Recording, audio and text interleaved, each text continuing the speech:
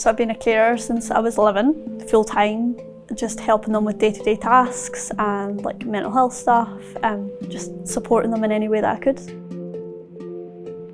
Growing up, very anxious, extremely shy, like painfully shy, not really having a clue what I wanted to do, leaving school with very basic qualifications, so didn't have any career prospects, kind of just working constantly, just trying to discover who I was and who I wanted to be.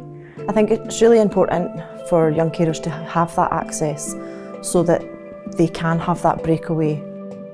Obviously for a lot of young people, the only break that they'll get is in education, so obviously to have that additional support that's away from the family unit and stuff like that, where they can meet other young people who are in a similar situation or speak openly about any issues or concerns or worries that they might have without them putting any additional burden or pressure on the family members. Support at school wasn't the best.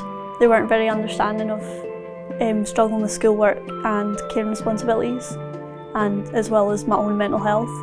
So I struggled a lot. I didn't pick up anything. I don't remember anything from school, and again I left with very basic qualifications, not enough to get me anywhere in life. University has been good. I done their access course and kind of built myself up to enjoying education again. And there's no understanding of how difficult it is to study and care. It can be impossible sometimes, or feel impossible.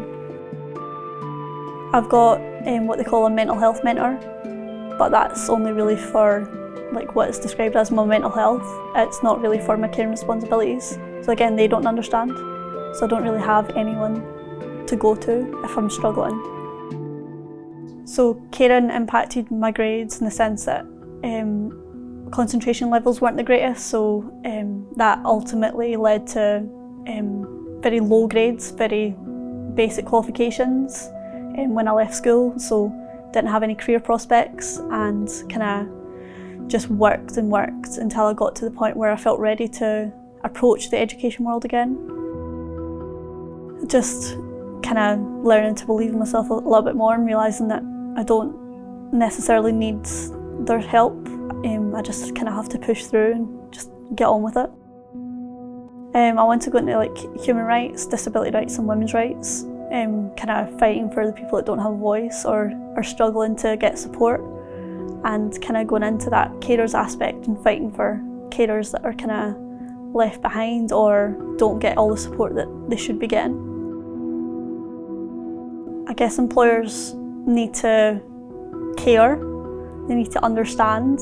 If they don't understand, they should ask, because most carers are very open about what they need and if they're struggling.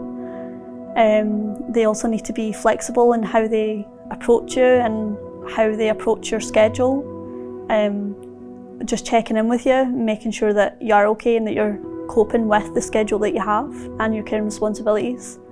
And I guess employers also being aware that as much as it's good to have this certification, they kind of need to stick to it and not just see it as like a bit of paper. They need to actually say what they're going to do and do it.